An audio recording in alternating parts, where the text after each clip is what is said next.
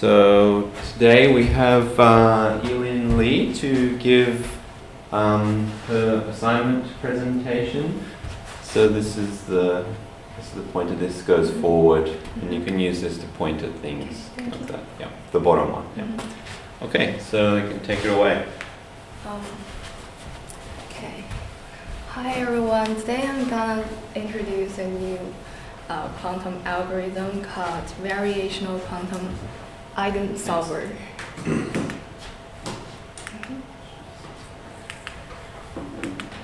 Oh, stopped working. It was working a minute ago.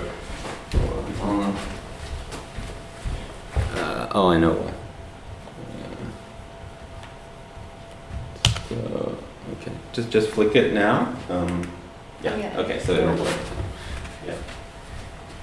So the variational quantum eigensolver is basically an algorithm to find the minimum eigenvalue of a certain Hermitian matrix. So in chemistry, the minimum eigenvalue of a Hermitian matrix is actually the ground state energy of a certain molecular system. And previously we have other algorithms to compute the eigenvalue, but it's not efficiently as the variational quantum eigensolver, because the quantum phase estimation actually requires a lot of coherent evolution, and it's kind of exceed the limit of our hardware. So in 2014, a group of scientists, they proposed the variational quantum eigensolver to estimate the ground state energy of a molecule, so using a much shallower circuit. So this presentation will consist of 4 parts. First is math, and then I'll introduce the structure of variational quantum eigensolver, and then I will explain a little bit about another algorithm, which is the quantum expectation estimation, and then I'll show a simple example on IBM Q. So let's start from the mathematical background. So first thing we should know is that the Hermitian matrix have only real eigenvalues, which means that all the observables should be a real number. And the Hermitian matrix can be expressed in this form. So basically it can be expressed as the sum of the eigenvalue multiplied by the outer product of its eigenvector. And the expectation value of the Hermitian matrix can be written in this form, the lower one. And if we put the decomposition into the formula, we will find a simpler form to express the expectation value. And as we can notice that this one, the sum of this one is actually 1. So it's kind of similar to a probability distribution of the eigenvalue. So that means the expectation of Hermitian matrix is kind of like the weighted average of its eigenvalues. So it's obvious that the minimum eigenvalue should always be less than the expectation value of Hermitian matrix. So we have this formula.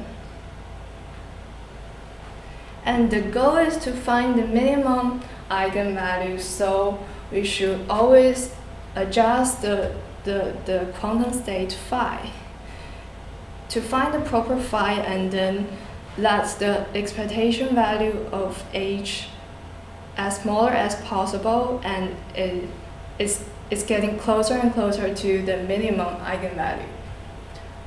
So our goal is to find the proper phi to ensure that the expectation value of the Hermitian matrix is the smallest.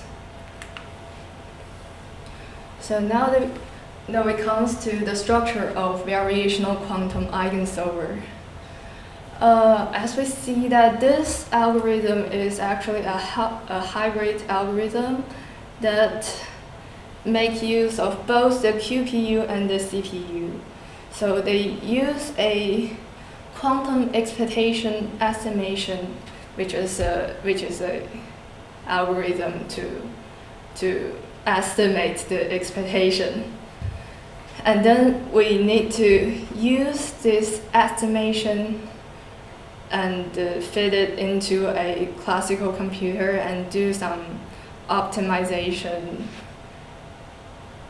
And then we need to use this optimization algorithm to adjust the parameters and then input new quantum state into the QPU and do the same thing.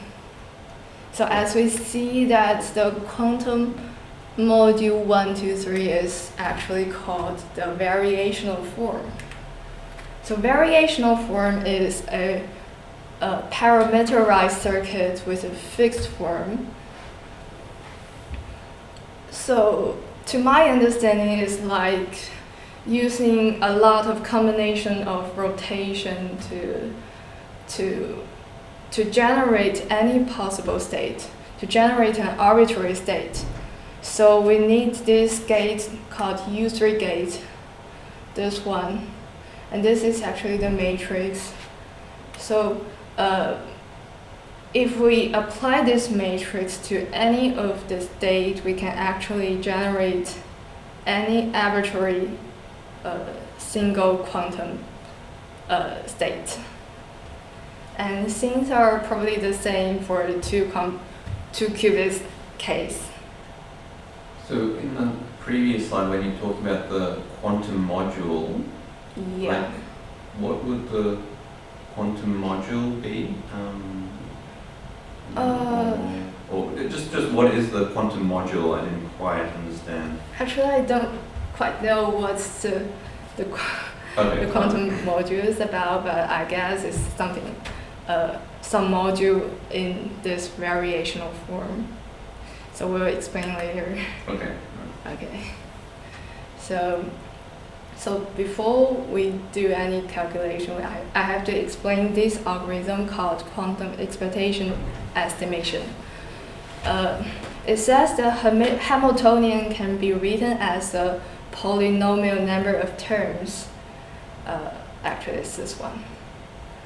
And the sigma is actually a 2x2 matrix, and the alpha, beta, and gamma are actually the Pauli operators x, y, z. So the expectation value of the Hermitian matrix is actually the sum of each of its components. So that makes things a little bit easier.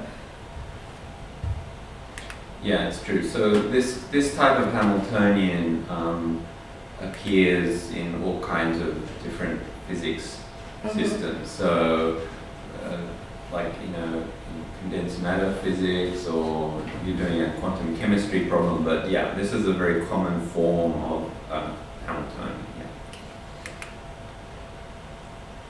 Yeah. So this is an example of a Hamiltonian of the hydrohelium molecule. And all this coefficient is determined by a kind of, I can explain it, it's like a package tool using a certain technology. You're talking about these coefficients, like all these numbers, those like coefficients. 3.8, yeah. Like yeah, this one. Well, and the rest of them are the 4x4 matrix. Yes, I mean, I would just say that it's chemists measure it somehow and they tell you these things, right? And so, those coefficients are, I guess, are determined by the definition of molecule. Yeah, so that would be like a separate calculation that somebody else gives you, so it's not your problem, so Yeah. it's fine. Yeah, this is, maybe this can explain what you mean, the quantum module. So there are like 3 steps, like 3 modules, I guess. And the first step is the initial rotation. This is only one of the variational form I find on the YouTube video, and I guess it's maybe the simplest one I can understand. And the first step, we need to do some initial rotation, basically applying Z rotation on the 2 and then X rotation. And we use a Halma gate together with a C0 gate to create entanglement between the 2 qubits. And then we do some final rotations here. Basically, there are Z rotation and X rotations.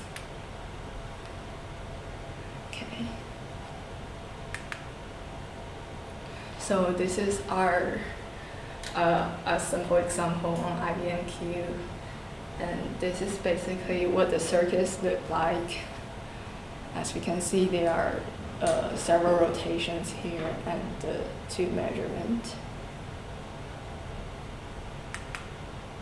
So the result of the first trial, remember that we set all these parameters, like there are 10 rotation operators, so we basically need at least 10 parameters to determine all this rotation.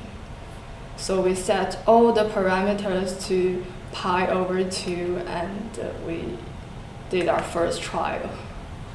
So this is the result of our first trial, and we set all the parameters to be pi over 2, and we ran it for 1,024 shifts, and we got the result here listed. And then I also did the second trial and the third trial, but yeah, the second trial I just changed all the parameters to pi over 4, and it got a significantly different result. And we'll explain later how to calculate the expectation. Yeah, and the third trial, I changed part of the parameters to pi over 4 and the part of the parameters to 0. And then I'm still waiting for the result of our third trial. I guess it will be ready in 10 minutes. And so we can just use the first 2 results to compute the expectation value. So here's our Hermitian matrix, and we just use one term here, this one.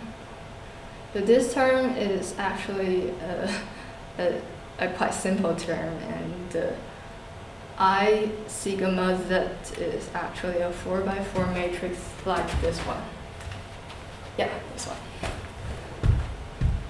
So this is actually the tensor product of 2 2x2 matrix, and then we get a 4x4 matrix.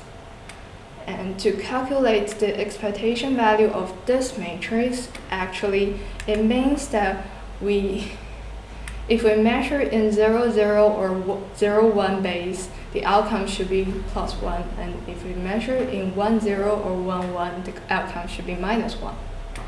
So if our goal is to minimize the expectation value, we're kind of like minimize each of the term. So to minimize this term, we need actually, it has a negative coefficient, so we actually need to minimize the later term, yeah, this one, to maximize the sigma zi. So we need to get as much as +1 as much as possible. Yeah. So the expectation value of this term should be count to 0, 0 plus count 0, 1 minus the other two, divided by the number of shots. So can I use the blackboard? Yeah. Okay.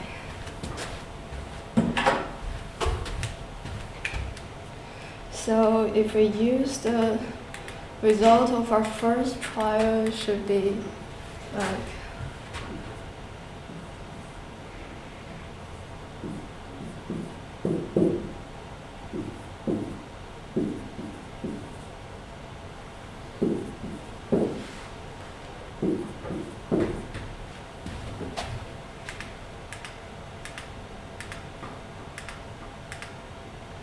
and we use the formula here. So we just compute one term as like this one.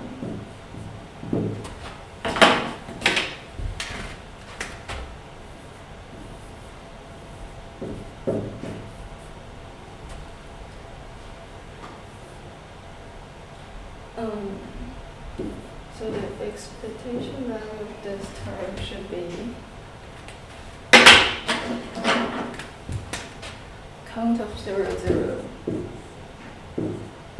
plus a count of 0, 1 minus the count of 1, 0 minus 1, 1. So it should be this one divided by the number of shots, which is 1,024. So can anyone help me compute that? I think it's okay. It's we don't. I mean, it's something quite small in a way because every mostly will cancel, right? So it's 7 plus. It should be this one. Okay. And then, if we try the second one, the second result, like this one. Okay, here's the second result where all the parameters are pi over 4.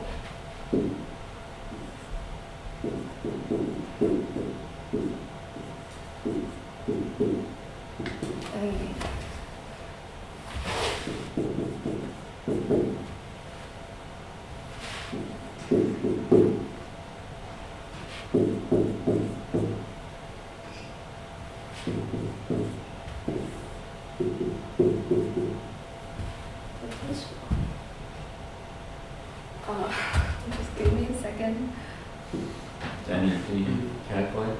Yeah, I think it's 244. Divide that by 1,024. What do you get? 224? Yes. Yeah, thank you. Do you So, have a decimal number? obviously that's the expectation. 0.238. Yeah, so actually this is bigger, the result too is bigger. But remember that we have a negative coefficient, so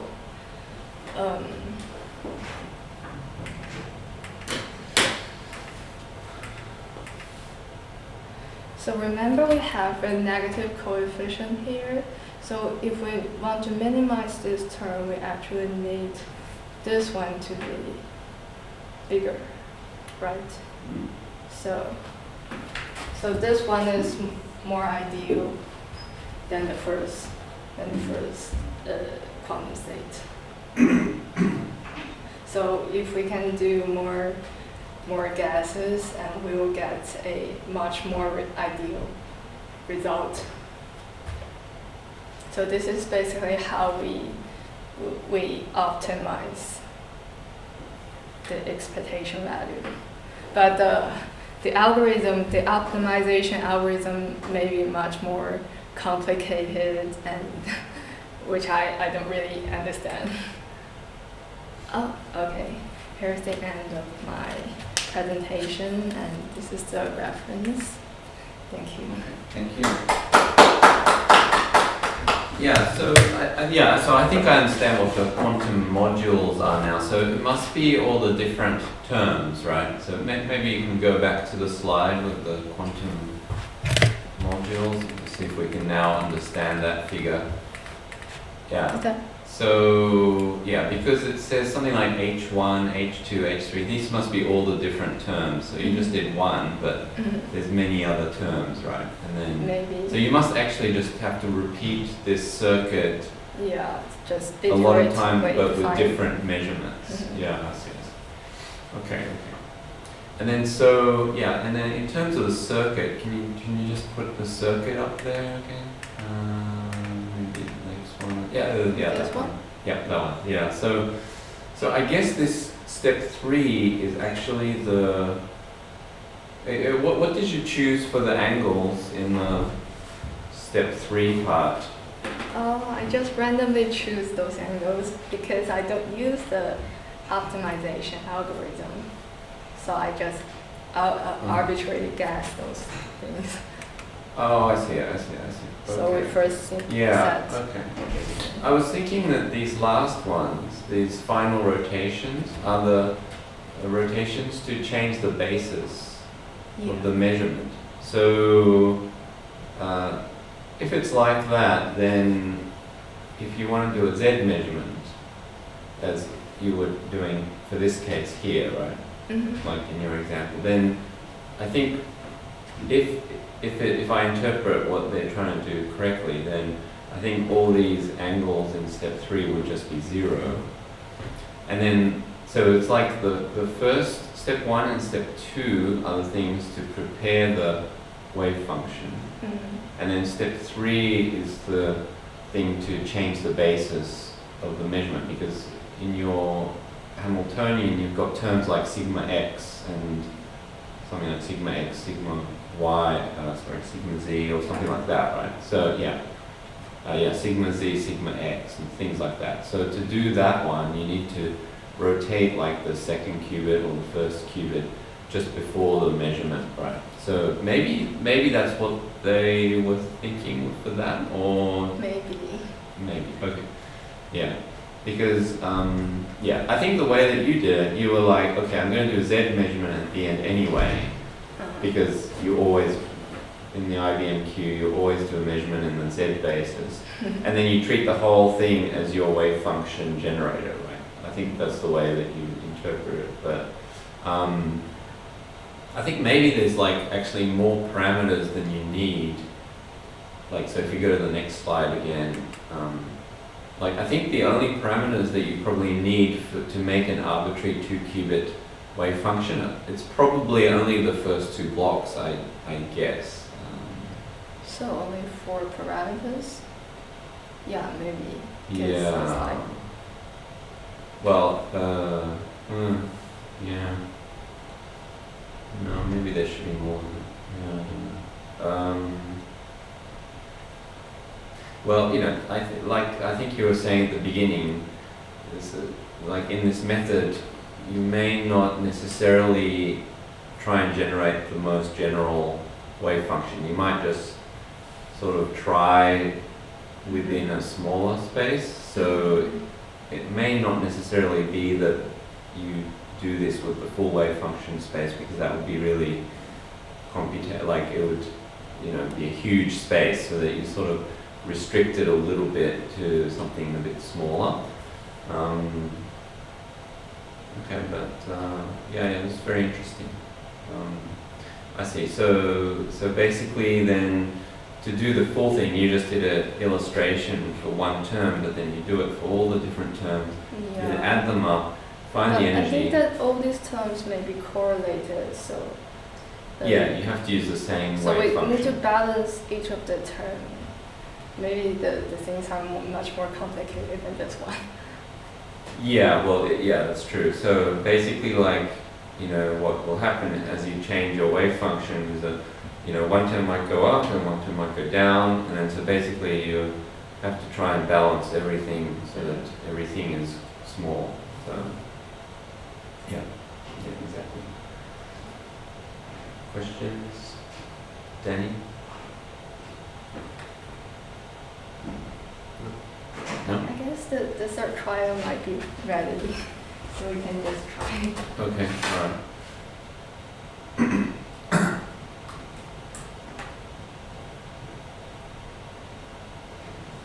Think of a question.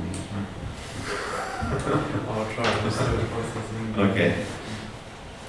Well, just ask anything that you didn't understand. So, That's right. I see.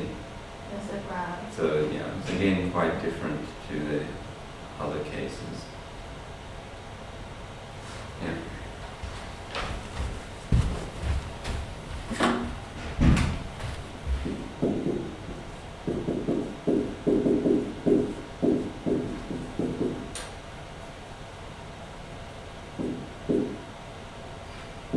So we can compute the third trial.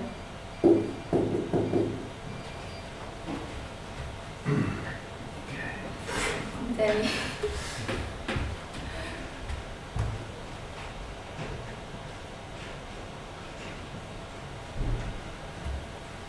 Is the last one 41? 40. Is the Yeah, right 41, yeah. last one? So it's Yeah. 51. 51 over 1,000. It's roughly 0.0498. So anyway, the result too is Mhm. the best. So that's the best one. Mhm. Okay.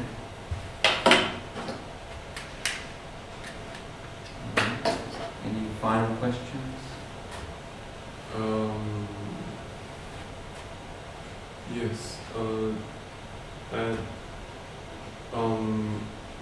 what if you skip the final rotation and try to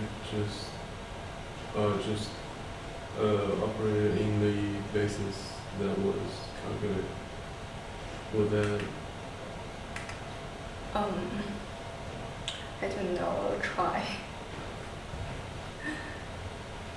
Yeah, so I think it's similar to what I was asking. So I think that last bit is just to change the basis of the measurement, Yeah, so if you skip that last bit, you'd be always measuring in the Z basis. But then there's some of the other terms in the Hamiltonian there, because you need to see say the second one, you need to calculate expectation value of sigma x, right? And to do that, you need a rotation just before the measurement in order to calculate that thing. So you can't calculate it if you don't have that last block there. So similarly with all the other things containing sigma x. So if you don't do the rotation, you will only have the factor in the Z. Yeah, that's what I think, yeah. And then the first two blocks are there to create the state that we're randomly trying. And then, how you change, how you come up with the guess states is also that's a separate issue. So you can probably use, there's many different types of ways of doing this, like I think just with classical algorithms. So the best way usually is that if you find the gradient, right? So you have your energy landscape, and then what you're trying to do is go down, right? So basically, if you manage to work out the gradient, and so which way to move your parameters, such as to go down. That's one of the optimizer that is introduced in the guide. Yeah. So perhaps you use some kind of algorithm like that, and I'm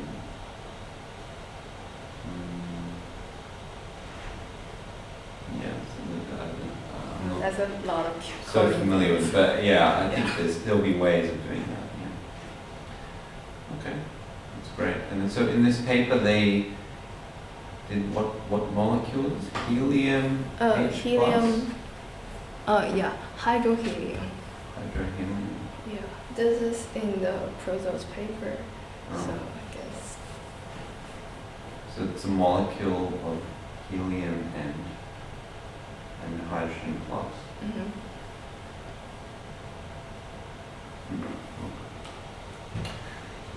Okay, all right, well, thank you.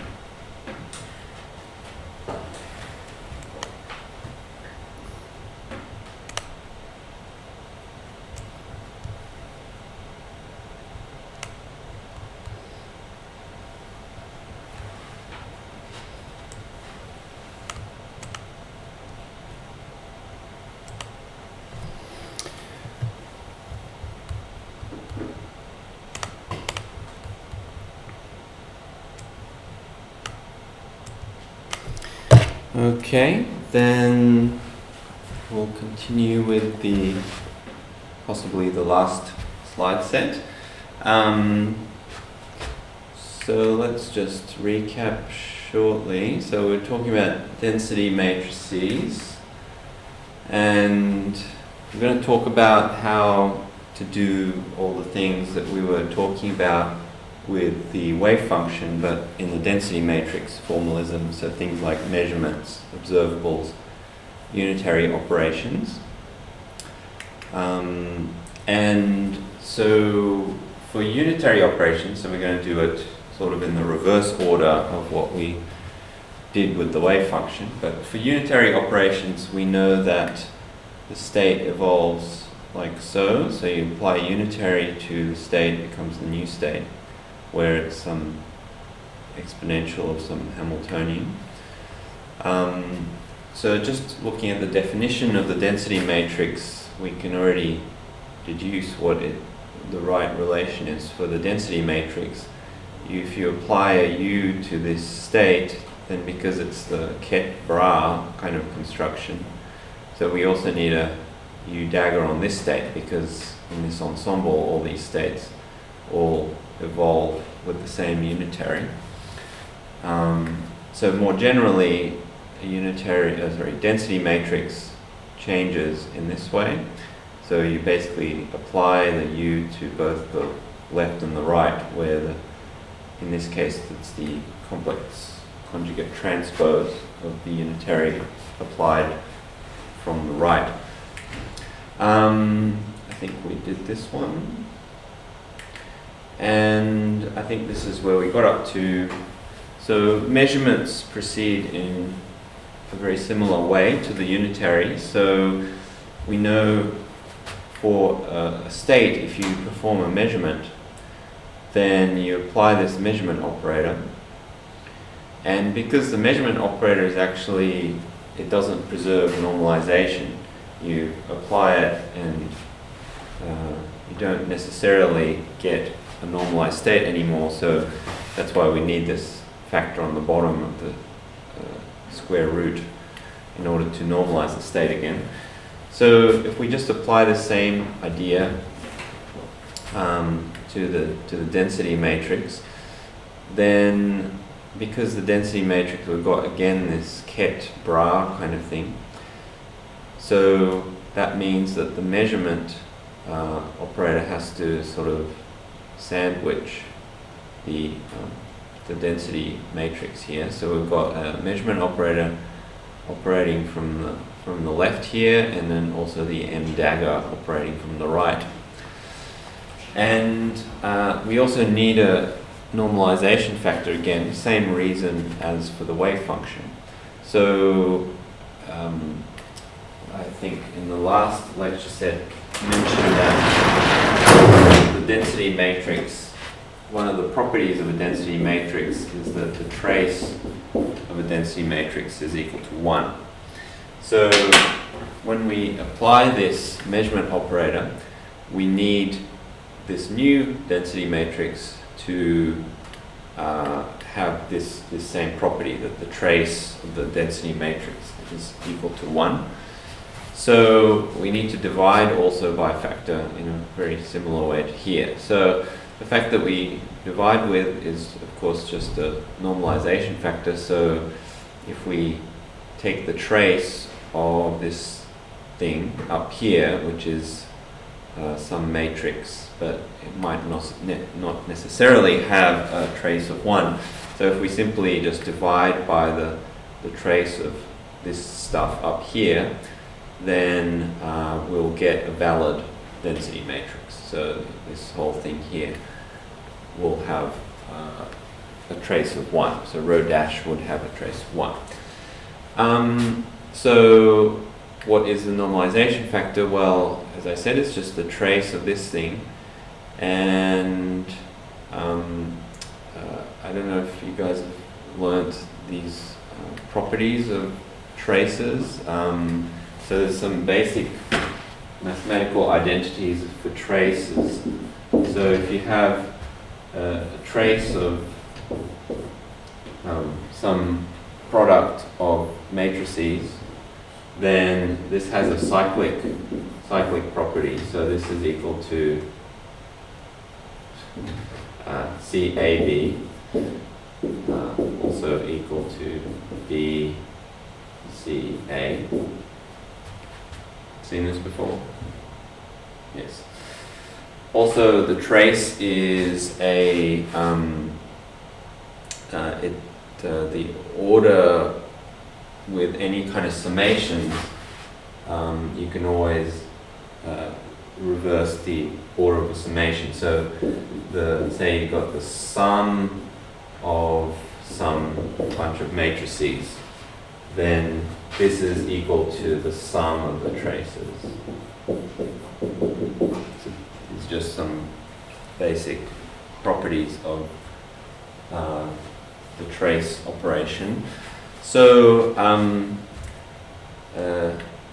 we can rearrange this thing here. So firstly we can, well, okay, so why don't I write out the steps here.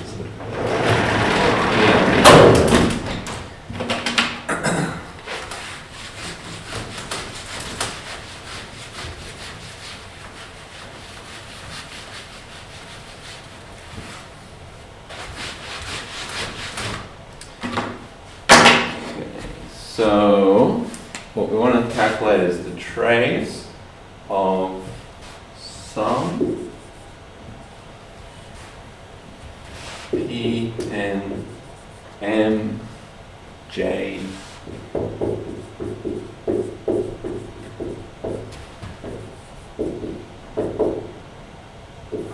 So we're calculating this thing, right?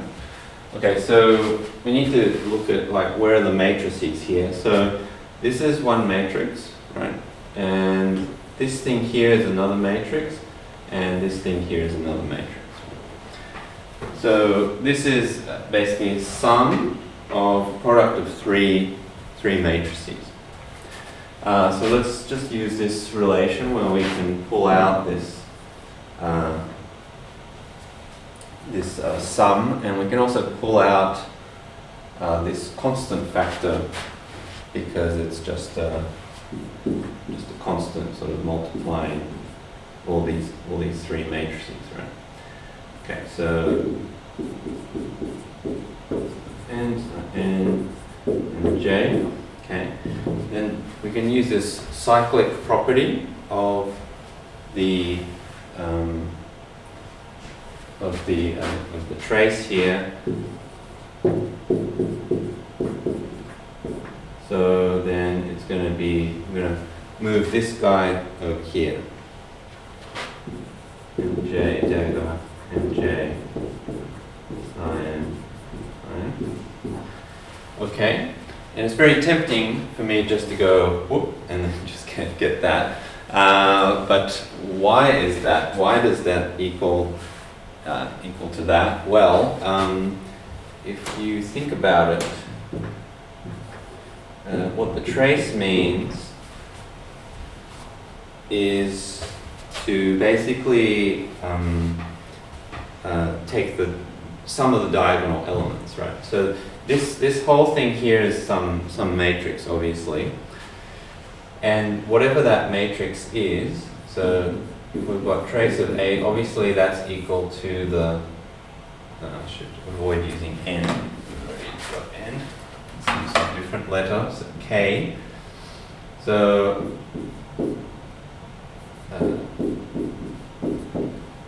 if we have some matrix A, and the A is some matrix, and I've got these, this matrix defined in terms of some bunch of,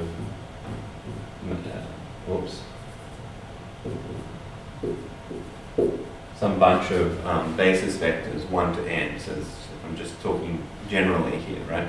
So this is actually just equal to sum of k, and then trace means just to add up that diagonal, the diagonals of that matrix, right? So let's put in the definition. So here's whatever my basis that I'm talking about here is. So it could just be any basis actually. Yeah, okay. That's right. Yep. Okay. And so now what we've got is some, this is some number, right? Because here's a matrix, that's a vector, and that's some other vector. So basically what I've done here is, this thing is like, row vector, matrix, column vector, right? So this is some number, yes? And this is also some number. So it's just the product of two complex numbers. So let me just write it in this way. Sin k, mj, like this. And then now I can, okay. Now I can identify actually this part. This part is actually just the identity matrix, because identity matrix is equal to kk. So basically this is the matrix that's got ones along the diagonal, nothing else. So actually I can just remove this factor. Well, sorry, what I mean here is that with the summation there altogether is the identity matrix, and then so then it's equal to the thing which we've got on the page there. So so this rule, well, once you get used to it, you know that, okay, I'll just put that there. It's fine. But of course, first time at least you should do it properly and realize that this is just go from the definition of the trace, and then you can just remove this factor as identity. So okay. Anyway, that's just sort of a way of evaluating that expression, but basically the point is that if you want to get if you want to apply a measurement to a density matrix, the rule is very simple. You basically have your state, you apply your measurement operators left and right, and then you have to divide by this factor in order to normalize the state. So basically the structure is very similar to this, except that you just have to remember you apply from left and right.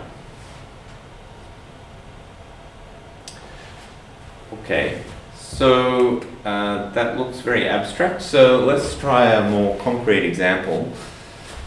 So suppose we have a state which is 50% the state plus and 50% the state 0. Is this the same example as we had? Yes, it was.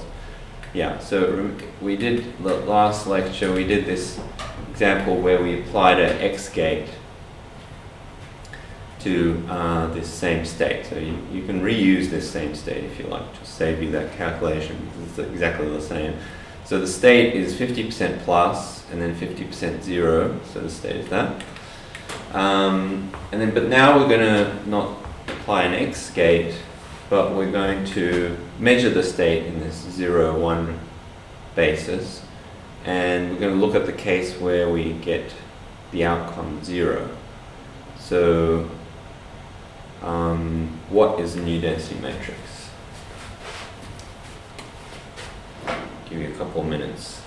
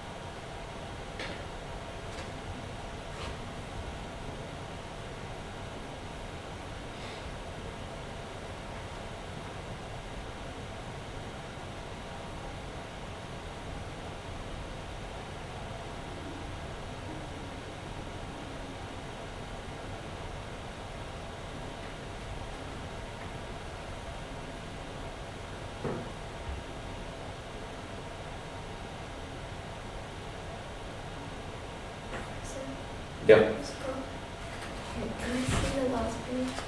The previous page. Yep. This one?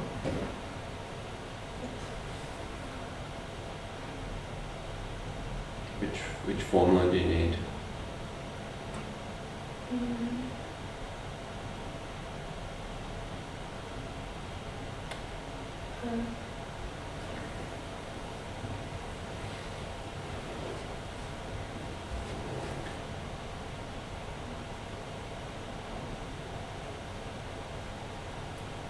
We're looking for this one, this normalization one, or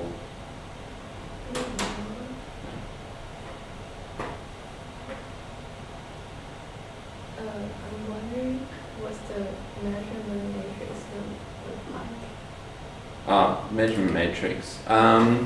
So that is just like what we did before. So when you're measuring 0, 1 basis, then the say M0 is that, and M1 would be that.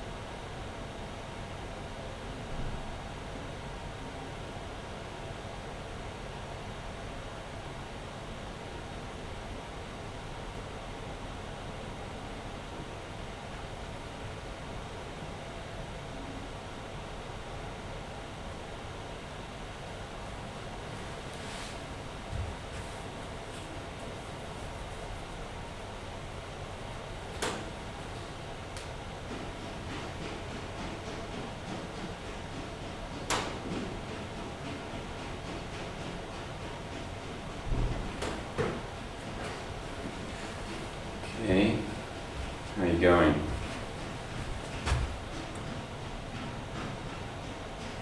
I'm not sure.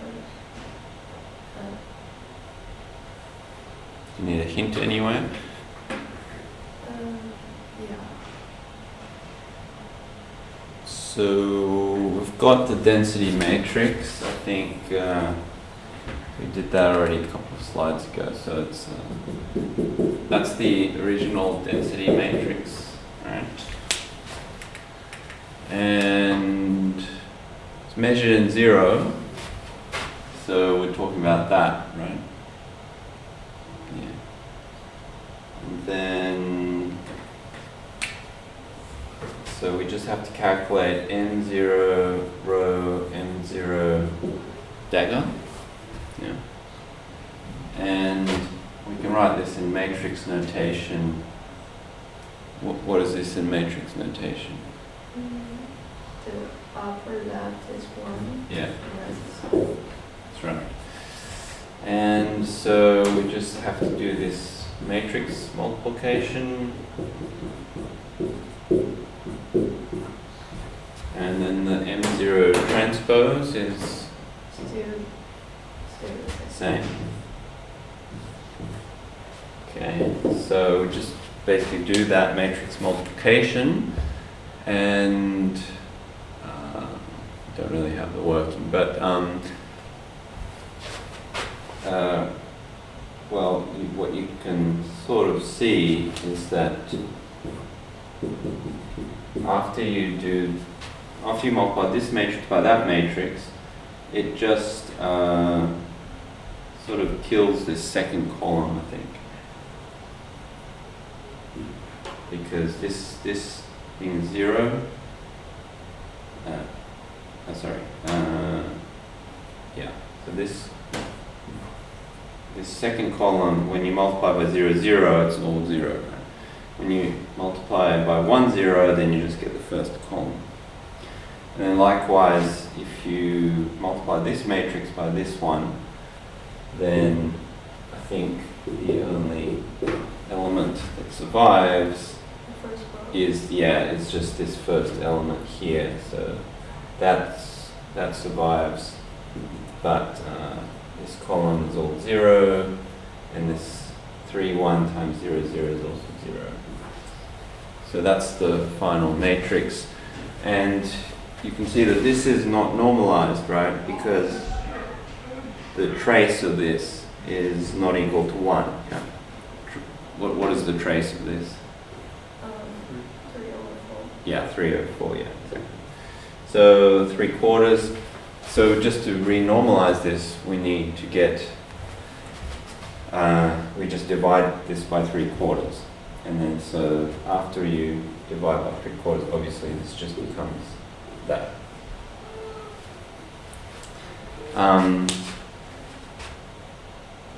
Yeah. So actually, and you might go, oh, okay, well, so that looks quite simple. In fact, it looks the same as that. Actually, this is, well, at least for the cases that we're doing, actually always true. If you think about it, it has to be, because what I'm saying is that I start with some state, just general state, and whatever it is, I just measured it, and I got the state 0. Yeah. So the state that I've got is 0. So actually you do all this, but actually you get a super obvious result, because I just told you that we got state 0, so that's why the final state is 0. Right? But of course, so you need, if you just said that, I kind of,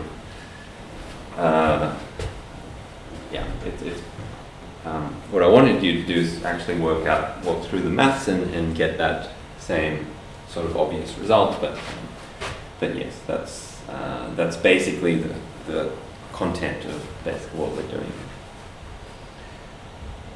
Okay. All right.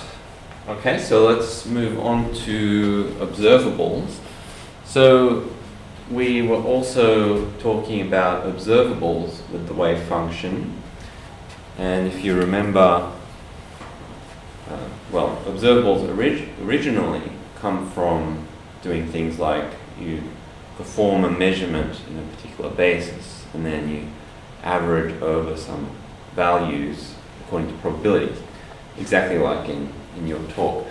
But another way to do it, if you happen to have the density matrix or the state, is to take just the expectation values. It gives you exactly the same answer, and we did this earlier on, but a handy formula for calculating the expectation value of an observable is to use this kind of relation where we've got the conjugate state and then the observable matrix and then the ket of the state, and we just sandwich the observable by the state.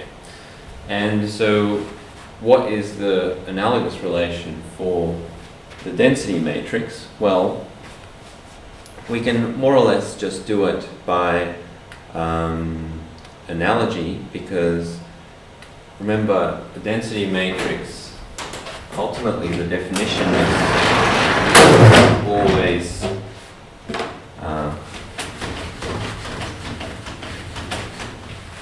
always can be written like this. So density matrix is some kind of probabilistic mixture of a bunch of different states, right? So if we've got this ensemble here, we've got some set of different states which occur with different probabilities, right? And so that's basically what that means. And so if we want to know what the expectation value with respect to this ensemble is, so obviously it should just be the average of the expectation values of this whole system, right? So if, say, psi1 occurred with some probability like, 1/3 of these are psi1 and another 1/3 are psi2 and something else with psi2 and psi4, then we calculate the expectation values of each one of those states, psi1, psi2, psi3, maybe they all give different expectation values, and then we average over those ones with the probabilities they occur with, right? So it sort of makes sense. So we should have something like this according to that logic. So how do we relate that to the density matrix? Well,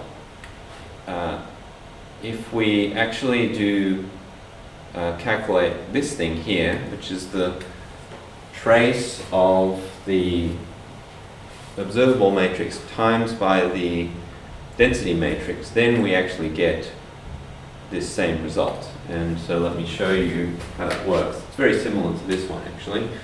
So let's work out what this thing here is. Rho times the observable matrix A. So we can just stick in this relation here. So again, we've got trace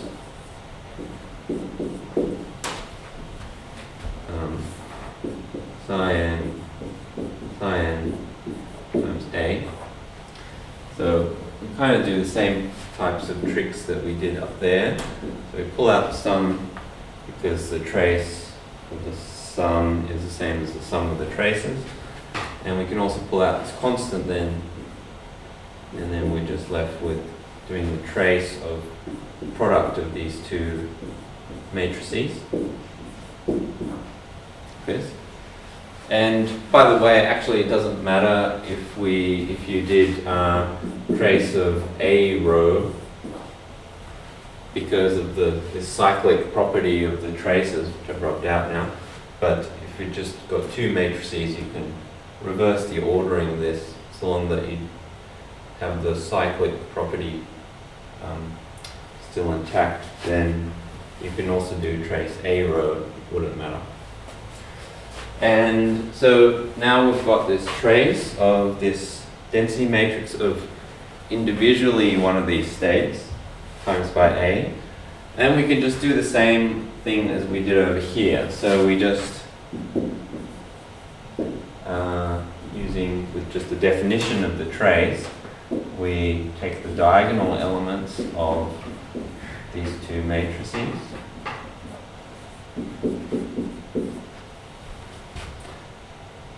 Then just interchange the order, because that's a number, that's a number. So numbers, you can interchange the order, there's no problem with that.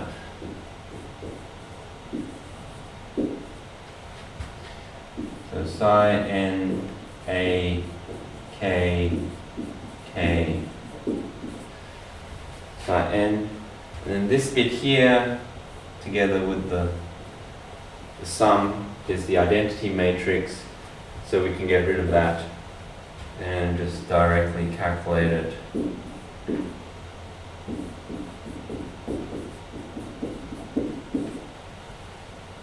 Like that. So, and that's exactly the form that we proposed. That's what we kind of,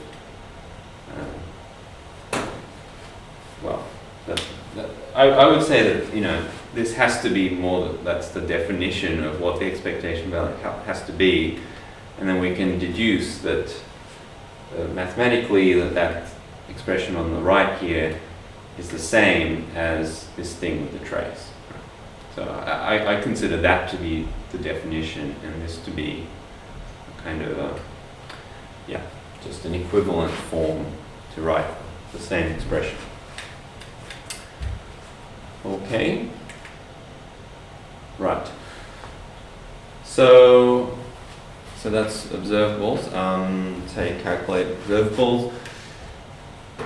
Now you might be thinking, okay, well, okay, I don't know if you were exactly considering this point, but another way to get a mixed state. So we were mainly considering this in terms of like some kind of errors happening in the system. So, you know, this kind of situation could arise due to, you know, many different circumstances. It could be because, you know, you've got a sort of a faulty quantum machine producing slightly different variations of what is supposed to be the same state. Or it could be because there's some noise in the system which is unequally affecting all these states, so that, you know, there's some extra noise that maybe some of these states have. But another way that such a state could occur is actually through measurement itself, right? So suppose you have a quantum particle source, and this thing is producing the correct state all the time. Say it's just perfect, right? Produces exactly the same state all the time. But now let's say that goes into some measurement device, and because the measurement is always random, I mean, in quantum mechanics the measurement is inherently a random process, so you will get some fraction of the time this state m1 times psi, some fraction m2 and some fraction m3, and there will be some probabilities associated with that. And in order to normalize this state, so I've written it in this form. So before I said that the new state after measurement is the measurement operator times by the initial state divided by this factor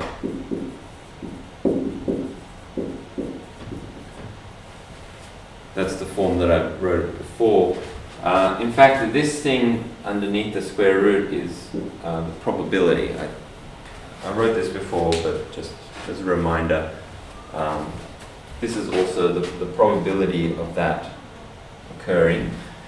And so I've just written it in that form, just for this case. So this expression for the probability, in fact, you can work out from this thing under the square root. Okay, so the measurement device produces this thing.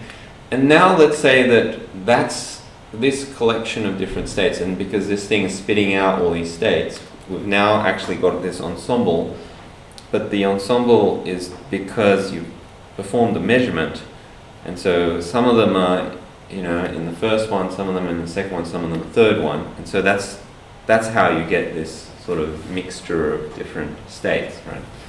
So if we were to write the density matrix of this, then it would look like this. So according to our definition, it's a density matrix is like this. It's the probability of the state happening times by whatever that state is. So in this case, it's going to be this, right? So it's psi n, that's the nth measurement outcome, is the measurement operator, nth measurement operator, multiplied by this state. That state is this perfect state that this machine is producing, divided by the square root of the probability. Okay, so that's our specific case that we're looking at now. And so let's just plug that into there. So what is going to happen is that this probability, because you've got one factor from here and another factor from here, this square root of probability, you're going to get that twice. So on the denominator, you're going to get square root of Pn times square root of Pn. That's going to actually cancel with this probability. And you're just going to get this top part. So you're going to get this is the same expression. So the measured state is now going to be sum over n of mn times by, this is the initial state, that's these guys, and then mn on the outside. So actually, so if we are averaging over the ensemble, then the final state that we're going to get, and so more generally, it becomes this one. This might be a little bit confusing now because I was just talking about measurements before, and then I'm talking about some other measurements now. So let me just clarify the difference. So here what I was talking about is I start with some state, I get like one particular measurement result, right? And then I look at that measurement result and I'm saying, what is that state that I have right now? Right? Because like I've just measured it, I've got like, oh, it's measurement 0. Okay, what's that state now? This case is a little bit different. This case is like, okay, I'm starting off with some bunch of states, fine, that's the same. I'm going to do a measurement, but I'm going to do another measurement, another one, another one, another one, another one, do it 1,000 times. Okay, and a bunch of them is going to be like measurement 0, a bunch of them will be 1, a bunch of them will be 2, and then I'm going, okay, what's the average of all these guys that I've just got? So they're both like doing a measurement and then looking at what the state is, but in the first case that I was mentioning, it was like just looking at one specific outcome, and then I'm asking what is the state that I just have. And in this case, what I'm saying is I've done it 1,000 times. Like what's the average of all the things that I just got? So yeah. So in this case, the state that I'm going to have is it looks like this. So of course, this is a sort of yeah, I mean, it's obviously consistent with whatever we were saying before, because this formula you would also get if you use the previous formula. It's just that you now average over all the different measurement outcomes. Okay, hopefully that wasn't confusing. I realize that I can easily get confused, considering I just mentioned these two not without much separation, but does that make sense? Okay. Let's see, do I have... yeah, okay, so maybe just to illustrate the point, let's let's do a particular example, and let's maybe just do the same example as I did with the question, just so that we're not confused. So this was the case that we just did previously.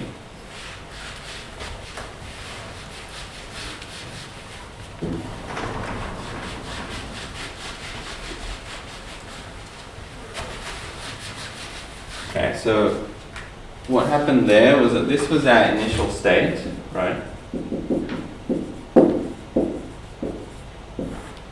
So that's our initial state.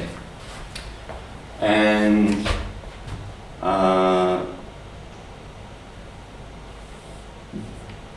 this is the case where this initial state became, I got the measurement outcome. Okay, so this is outcome, let's say 0. Okay. So we got outcome 0, and this happened with probability of 3/4. Yeah. So what we did there was we had our initial state, we applied our measurement operator of 0 because it's outcome 0, calculated that, and then we got final, we got that thing to be equal to 3/4 in this element and 0 everywhere else. And after normalization, it was this one, and we normalized it because, going over time. So we normalized it there because we got that.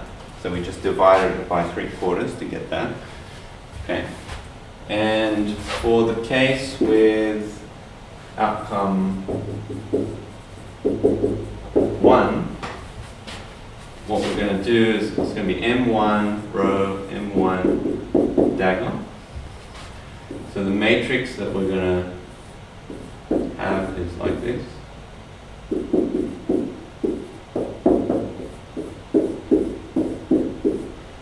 And I'll spare you the calculation, but I think it's going to be that. So this time we'll get that element, and so after the normalization, it's going to be just simply that state. So this thing is our sort of row dash in this case. In this case, this is row dash. Okay, so that's our case with outcome 1. So those were the individual outcomes, right? And then now let's say we average over both of these cases, right? So basically what I'm going to now do is to say, all right, well this one happened with the probability, so this probability was 1/4, right? Because that was our normalization factor. So what I'm going to do, I'm going to go 1/4 times my state in that case, and 3/4 of the other state. And so our sort of final sort of global average, if you like, is going to be that. And that stuff that I was talking about where the probability cancelled, so that stuff, why does that happen? That happens because, so here I said I'm going to take that, multiply it by the probability, and get that, right? But what I equally could have done is to simply just take the unnormalized state, also take the unnormalized state here, and then just add them together. So I could have equally done that because obviously they're the same. Here, it's the same as that, that's the same as that. So the probability kind of cancels because here I sort of normalized it and then I multiplied it again, so it's sort of like I did it kind of took it away and then put it back. So makes sense. All right. Okay. So sorry. Oh, could you put it on the maximum size just to? Wait, how to put it in the maximums? Oh. Uh, Yeah. There we go. So that people can see the board. Okay. All right. Okay, sorry, went over a bit time.